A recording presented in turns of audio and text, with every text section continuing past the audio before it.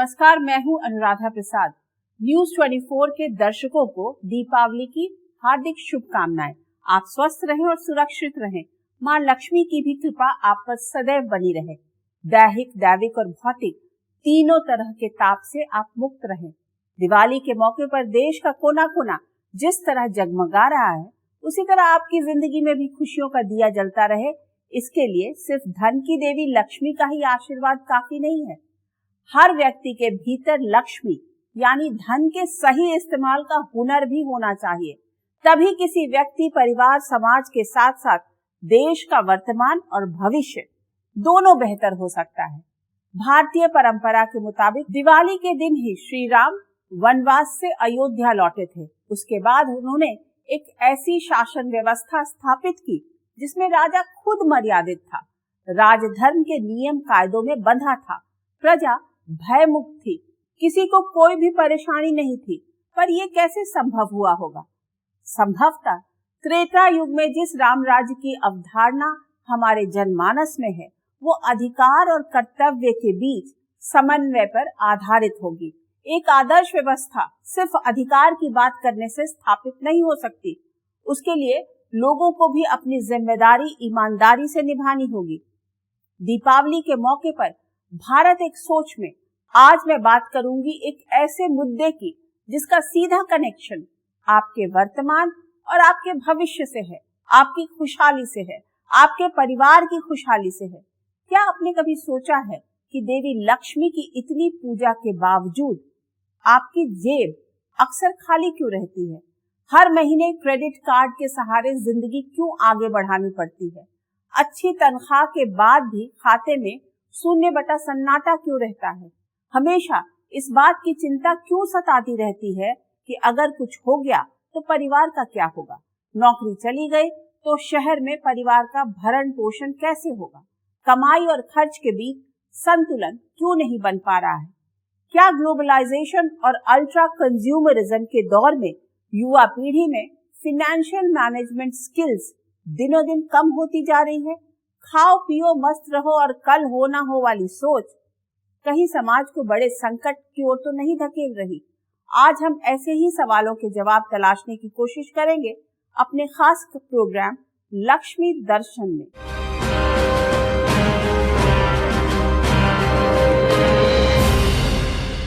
भारत में हजारों साल से संयम और संचय की परंपरा रही है।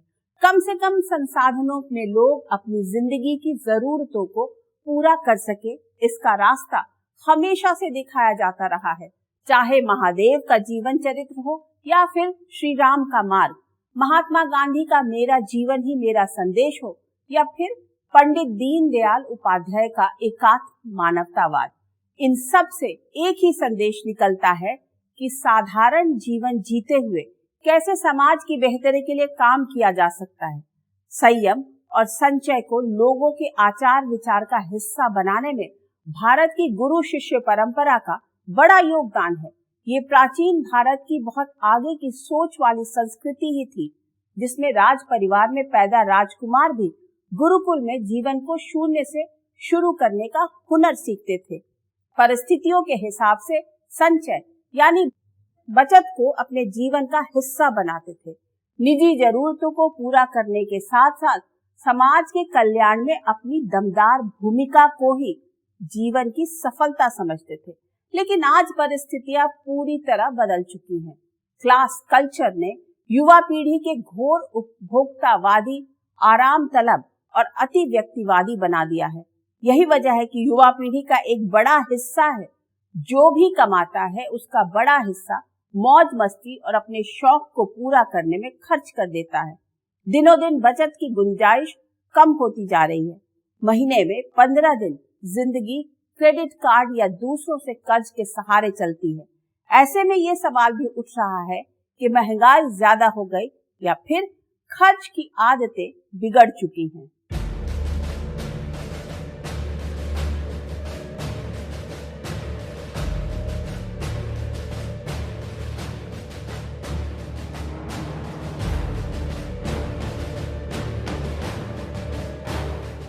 भारत में बदलाव की बुलंद कहानी की एक तस्वीर बाजारों में दिख रही है, जहां लोग दोनों हाथ खोलकर खरीदारी कर रहे हैं। सोना चांदी, नए नए ब्रांडेड कपड़े, latest smartphone, digital watch, smart TV जैसी खरीदारी कर रहे हैं।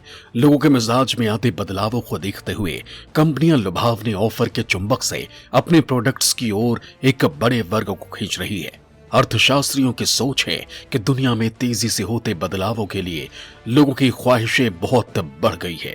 लोग अपने ऊपर ज्यादा से ज्यादा खर्च करना चाहते हैं। जो पश्चिमी देशों में हो रहा है, उनकी जो लाइफस्टाइल है, उसी लाइफस्टाइल को हम यहाँ अपनाना चाहते हैं। तो इसके वजह से लोग ज़्यादा से ज़्यादा खर्चा करते हैं। नई गाड़ी ले लो, नया मोबाइल फ़ोन ले लो, नया लैपटॉप ले लो, या नया इंश्योरेंस प्रोडक्ट्स है, या ट्रैवल करते हैं, टूरिज़्म है, वो सब में लोगों का खर्चा हो जाता है। अर्थशास्त्रियों के एक वर्ग की सोच है कि कोरोना महामारी के बाद लोगों के भीतर खर्च की प्रवृत्ति और बढ़ी है।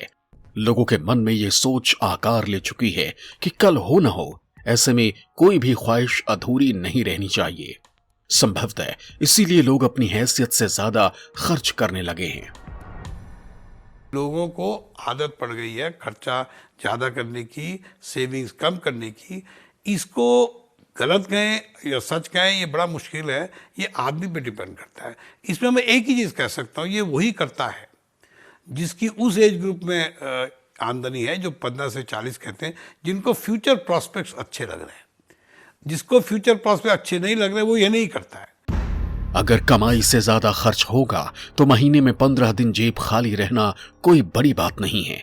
हालांकि ये भी दलील दी जा रही है कि लोगों में ज्यादा खर्च की आदत देश की जीडीपी की सेहत के लिए अच्छी बात है, लेकिन एक सच ये भी है कि दुनिया में होते बदलावों के बीच लोगों के पास खर्च के नए नए रास्ते भी बने हैं।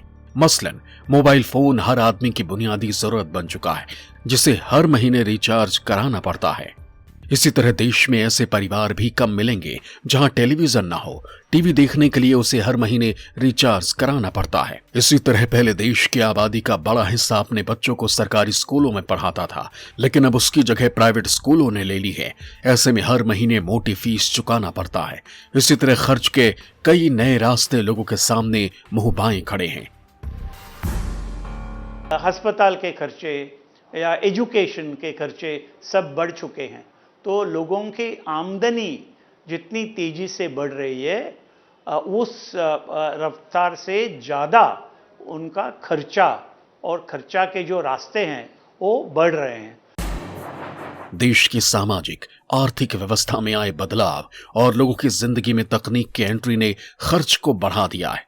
कल तक जिन चीजों को लग्जरी समझा जाता था, वो तेजी से बदलती दुनिया में लोगों की अहम जरूरत बन चुकी है, जिन्हें इस्तेमाल करने के लिए लोगों को अपनी कमाई का एक बड़ा हिस्सा हर महीने खर्च करना पड़ता है। लोगों के छोटी कमाई के सामने जरूरतों को पूरा करने के लिए खर्चा सुरसा के मुंह की तरह लग रहा है। लोअर मिडिल क्लास अपनी कमाई की तुलना में महंगाई की रफ्तार तेज महसूस कर रहा है। ऐसे में आम आदमी अपनी जरूरतों और शौक को पूरा करने के लिए क्रेडिट कार्ड या कर्ज का रास्ता चुनना आसान समझता है। एक कहावत तो आपने बहुत बार सुनी होगी, आमदनी अठन्नी, खर्चा रुपया। पिछले कुछ वर्षों में पूरी दुनिया का आर्थिक व्यवहार तेजी से बदला है। ज्यादातर शहरी मिडिल क्लास परिवारों की स्थिति कमोबेश ऐसी हो चुकी है जिसमें महीने की कमाई से ज्यादा खर्चा है। कर्ज का बोझ दिनों दिन बढ़ता जा रहा है। यहाँ तक कि एक कर्ज चुकाने के लिए दूसरा कर्ज लेने में भी युवा वर्ग नहीं हिचक रहे। आज इंटरनेट और सोशल मीडिया ने पूरी दुनिया को एक साथ जोड़ दिया है। इसमें कल्चरल एक्सचेंज के साथ साथ खुद को एक दूसरे से संपन्न दिखाने की होड़ पैदा हो गई है। महंगा स्मार्टफोन, अच्छे कपड़े और महंगे रेस्टोरेंट में खाते पीते तस्वीरें पोस्ट करने का चलन तेजी से बढ़ रहा है। दिखावे और नकल के चक्कर में लोग कमाई से ज्यादा खर्च कर रहे हैं। पहले परिवार के बड़े बुजुर्ग फिजूल खर्ची करने पर युवाओं को समझाते थे, चादर जितनी लंबी हो उतना ही पैर फैलाना चाहिए। लेकिन नए दौर के युवाओं का मानना है कि पैर के हिसाब से चादर बढ़ाने में समझदारी है। जरूरतों से समझौता और दिल की ख्वाहिशों को दबाने की जरूरत नहीं है। यही वजह है कि रोक टोक करने पर भी स्मार्टफोन संस्कृति के साथ पले बढ़े युवाओं का एक ही जवाब होता है, it's my life, my choice, my style. बच्चों की इस सोच को शह देने में लोअर मिडिल क्लास से अपर मिडिल क्लास की ओर बढ़ते माता पिता का भी बड़ा योगदान है। 20-25 हजार रुपए की मंथली सैलरी वाले युवाओं के सपनों को हकीकत में बदलने में जहां क्रेडिट कार्ड और आसानी से मिलने वाला लोन बड़ी भूमिका निभा रहे हैं, वहीं युवा पीढ़ी को एक बड़े कर्ज की जाल में भी फांस रहा है।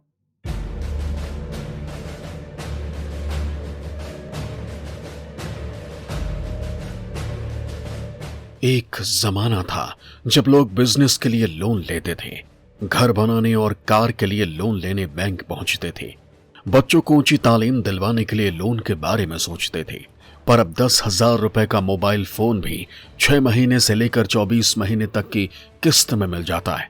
टीवी, फ्रिज, टैबलेट, लैपटॉप सब आसानी से लोन पर उपलब्ध है, सिर्फ कुछ सेकंड की प्रक्रिया में। इससे सामान्य मिडिल क्लास को अपने शौक को पूरा करने का बहुत आसान तरीका मिल गया है। ऐसे में 25 से 30 साल के किसी युवा का 5 से 7 तरह की EMI जाना कोई बड़ी बात नहीं है। आसानी से लोन मिल जाना, क्रेडिट कार्ड के जरिए बेतहाशा खर्च करना, मुझे लगता है ये आदतें लोगों को बहुत स्पेंड थ्रिफ्ट बना रही है। एक अंग्रेजी में शब्द होता है, बहुत ज्यादा खर्च करने की आदत डाल रही है और इसके कारण से सेविंग्स कम हो रही है। यही नहीं, लोग उधार के नीचे भी दब रहे हैं और यही ट्रेंड अगर बना रहा और ये जो जितना खर्च करो उतना कमाओ या जितना कमाओ उतना खर्च करो, ये आदत अगर बनी रही तो इससे आने वाले समय में जो लोगों की सेविंग्स हैं वो खत्म हो जाएंगी। कम सैलरी वाले लोगों के सपने को परवाज देने में क्रेडिट कार्ड ने बड़ी भूमिका निभाई है। यही वजह है कि 20,000 रुपए की सैलरी वाले युवा के हाथों में लाख रुपए का स्मार्टफोन दिखना बड़ी बात नहीं। 30 से 40 हजार रुपए की सैलरी वाला युवा भी EMI पर कार खरीद लेता है। कम उम्र में ही युवा महानगरों में EMI पर घर भी धड़ल्ले से खरीद रहे हैं। ऐसे में युवा पीढ़ी की सैलरी का बड़ा हिस्सा EMI चुकाने में खत्म हो जाता है और बचत के लिए गुंजाइश ना के बराबर रह जाती है। आजकल का जो लाइफ स्टाइल है, it's become credit card life style, जो अमेरिका में हो रहा है पिछले 20, 30, 40, 50 साल से हो रहा है, वो यहां भी होने लगा है। ये 100% सच है कि आज की युवा पीढ़ी सब कुछ हासिल करना चाहती है, वो भी बहुत कम समय में। बदलते अर्थ चक्र में युवा पीढ़ी नौकरी के कुछ वर्षों के भीतर ही घर कार समेत दूसरी चीजें खरीद लेती है, जिसके बारे में कभी ज्यादातर लोग रिटायरमेंट के पड़ाव पर पहुंचने पर सोचते थे। वो रिटायरमेंट की उम्र तक पहुंचते पहुंचते जिंदगी की बड़ी जिम्मेदारियों से आजाद हो चुके रहते थे। लेकिन आज की युवा पीढ़ी की दिक्कत यह है कि ज्यादातर की नौकरी प्राइवेट है। नौकरी रहेगी या जाएगी इसकी भी कोई गारंटी नहीं। हर महीने EMI और क्रेडिट कार्ड का भारी भरकम बोझ भरने का बोझ अलग, दूसरे जरूरी खर्चे अलग। अगर किसी महीने EMI टाइम पर नहीं जा पाई तो पेनल्टी के साथ ब्याज अलग से भरना पड़ता है। ऐसे में बड़ी शहरी नौकरी पेशा युवा आबादी अपनी कमाई का बड़ा हिस्सा EMI चुकाने में लगाती है, कर्ज बोझ तले त्राहिमाम करती है और बाहर से मुस्कुराता दिखने की कोशिश करती है। क्षमता से ज्यादा कर्ज बोझ तले दबे लोगों को हमेशा ये खौफ जीने नहीं देता कि हर महीने आने वाली कमाई अगर रुक गई तो क्या होगा। मौजूदा दौर में अधिकांश आदमी कर्ज जाल में फंसकर अपनी कमाई का बड़ा हिस्सा ब्याज चुकाने में ही गवा देता है। यहाँ अच्छी सैलरी वाले एक शख्स के फिनेंशियल मैनेजमेंट का जिक्र करना भी जरूरी है, जिसके अकाउंट में हर महीने टैक्स वगैरह सब कटने के बाद 2 लाख रुपए से ऊपर क्रेडिट होता है, पर 1-2 दिन के बाद ही 40-50 हजार छोड़कर बाकी रकम अलग अलग तरह की EMI और क्रेडिट कार्ड बिल चुकाने में निकल जाती है। एक दिन उस शख्स ने अपनी कमाई और खर्चे का जिक्र करते हुए अपने एक करीबी दोस्त से कहा कि मुझे एक अच्छे फाइनेंशियल एडवाइजर की जरूरत है। मित्र ने तुरंत जवाब दिया कि आपका जो खर्च करने का तौर तरीका है उसमें फाइनेंशियल एडवाइजर्स की जरूरत नहीं, ज्योतिष की जरूरत है। बात बड़ी गहरी है। कमाई से ज्यादा खर्चा होगा। खर्चे की आदत पर कंट्रोल नहीं होगा। जब सैलरी आते ही बड़ा हिस्सा कर्ज की ईएमआई और क्रेडिट कार्ड का बिल चुकाने में ही खर्च होगा, तो महीने में 15 दिन खाली जेब रहना तय है। कितनी भी कमाई हो, फटेहाली से आजादी नहीं मिल सकती। लेकिन जरा सोचिए, जिन मिडिल क्लास परिवारों में एक सदस्य कमाने वाला हो और उसकी नौकरी चली जाए तो क्या होगा? अगर कोई बड़ी बीमारी हो जाए या एक्सीडेंट हो जाए तो क्या होगा?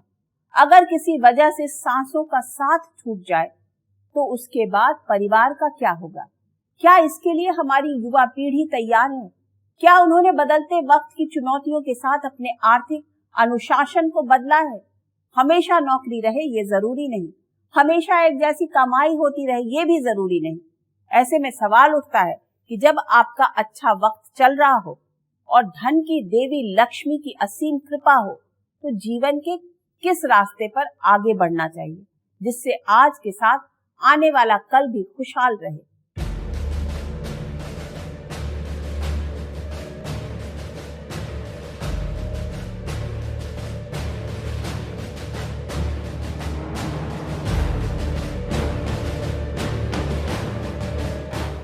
भारत के बड़े नौकरी पेशा मिडिल क्लास के बारे में कड़वा सच ये भी है कि अगर तनख्वाह समय से 10 दिन भी लेट हुई तो सांस ऊपर नीचे होने लगती है। जरा सोचिए, अगर नौकरी चली जाए तो क्या होगा? एक स्टडी के मुताबिक 75% भारतीयों के पास मुश्किल हालात या इमरजेंसी से निपटने के लिए फंड नहीं है।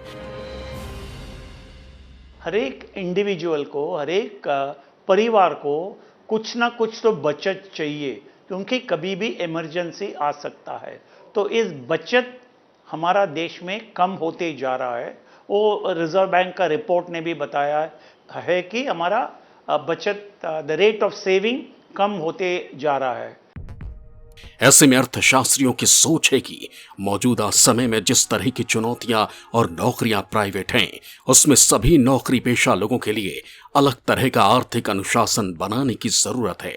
इसमें टेक होम सैलरी का एक हिस्सा हर महीने बचाना सबसे ऊपर है। इसके जरिए एक ऐसा इमरजेंसी फंड तैयार होना चाहिए जिससे कम से कम 6 महीने तक घर का खर्च चलाया जा सके। कोई भी बड़ी बीमारी किसी परिवार की आर्थिक स्थिति को वर्षों पीछे धकेल देती है। ऐसी स्थिति से बचने के लिए परिवार के सभी सदस्यों का एक मेडिकल इंश्योरेंस होना जरूरी है। किसी अनहोनी की स्थिति में परिवार को सड़क पर ना आना पड़े, इसके लिए कमाई के हिसाब के टर्म इंश्योरेंस भी बहुत जरूरी हैं। लोअर इनकम ग्रुप में 68% सैलरी इनकम जो है खाने पे जाता है।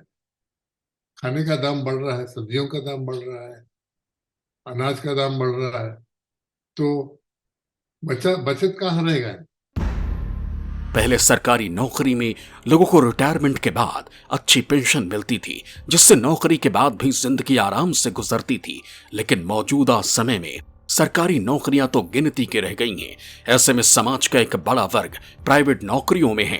ऐसे में रिटायरमेंट के बाद रोजमर्रा के खर्च का नौकरी के शुरुआती साल से ही हिसाब लगाना चाहिए और उस हिसाब से हर महीने बचत को वित्तीय अनुशासन का हिस्सा बनाना चाहिए। जैसे ही तनख्वाह आए उसका 20% एक दूसरे बैंक अकाउंट में रखना चाहिए। उदाहरण के तौर पर अगर कोई 50,000 रुपए कमाता है तो उसको उसमें से 10,000 रुपए एक दूसरे बैंक अकाउंट में तुरंत निकाल देने चाहिए और बाकी का अपना गुजारा 40,000 में करना चाहिए। ऐसा इसलिए कि ये उसकी भविष्य की पूंजी है और ये उसके निवेश के काम आएगी और यही उसका इमरजेंसी फंड भी है। इसी को निवेश करके वो आगे बढ़ सकता है, आगे अपनी नेट वर्थ बढ़ा सकता है और यही मुसीबत के समय उसके काम आ सकती है। ऐसा नहीं है कि कम कमाई में अच्छी और खुशहाल जिंदगी नहीं गुजारी जा सकती, लेकिन इसके लिए संयम और संचय दोनों जरूरी है। छोटी छोटी जरूरतों के लिए कर्ज लेने और समय पर बिल ना भरकर पेनल्टी और मोटा ब्याज चुकाने में कोई समझदारी नहीं है। ऐसे हालात में लोगों को नए दौर की चुनौतियों के हिसाब से अपनी हर महीने की कमाई को 3 हिस्सों में बांटना होगा। एक हिस्सा जरूरी रोजमर्रा के खर्च पर, दूसरा हिस्सा इमरजेंसी के लिए, तीसरा हिस्सा रिटायरमेंट के बाद की जिंदगी के लिए लॉन्ग टर्म निवेश के बेहतर विकल्पों पर जाना चाहिए। क्योंकि बिना अर्थ यानी पैसे के बेहतर जिंदगी के बारे में सोचना व्यर्थ है। ऐसे में एक एक रुपए का मोल समझते हुए उसके सही सदुपयोग में ही बेहतर और खुशहाल भविष्य का लक्ष्मी दर्शन छिपा है। भले ही हमारी दादी नानी ने कॉलेज का मुंह न देखा हो, भले ही वो किसी बिजनेस स्कूल न गई हो, लेकिन परिवार पर आए किसी आपदा से निपटने के लिए उनका फाइनेंशियल मैनेजमेंट बहुत ही उम्दा था। हमारे समाज में बचपन से ही गुल्लक में एक एक पैसा बचाने और उसकी अहमियत समझाने वाली सोच विकसित करने की परंपरा रही है। सोना चांदी के गहनों को भी एक इमरजेंसी फंड की तरह ही माना जाता था, जिसे परिवार पर किसी बड़े संकट की स्थिति में महिलाएं निकालती थी। मतलब भारतीय संस्कृति में हमेशा से ही कमाने खाने के साथ साथ बचत वाली सोच भी रही है। हाल ही में आए रिजर्व बैंक के आंकड़े भी बता रहे हैं कि पिछले 5 दशकों में लोगों की बचत सबसे कम रही है। ये बहुत ही खतरनाक संकेत है। जरा सोचिए, अगर युवा पीढ़ी अपनी कमाई से कुछ बचाएगी नहीं तो बुढ़ापे में क्या करेगी? क्या 20-25 साल बाद हमारे देश में बुजुर्गों का एक ऐसा बड़ा वर्ग तैयार हो जाएगा जिसकी जेब और हाथ दोनों खाली होंगे? हमारे देश में सरकार के खजाने में हर एक रुपए में से 58 पैसे डायरेक्ट और इनडायरेक्ट टैक्स से आता है। मतलब भारत में हर आदमी औसतन अपनी कमाई के 100 रुपए में से 58 रुपए अलग अलग तरीके से टैक्स के रूप में देता है। अगर इनकम टैक्स की बात की जाए तो सबसे ऊंची स्लैब 30% प्लस सेस है। ऐसे में बड़ा सवाल यह है कि इतना मोटा टैक्स चुकाने के बाद भी आम आदमी को सामाजिक सुरक्षा के नाम पर क्या मिलता है? दुनिया में कई ऐसे देश हैं जो अपने नागरिकों से भारी भरकम टैक्स वसूलते हैं तो बदले में अपने नागरिकों को बहुत सारी सुविधाएं भी देते हैं।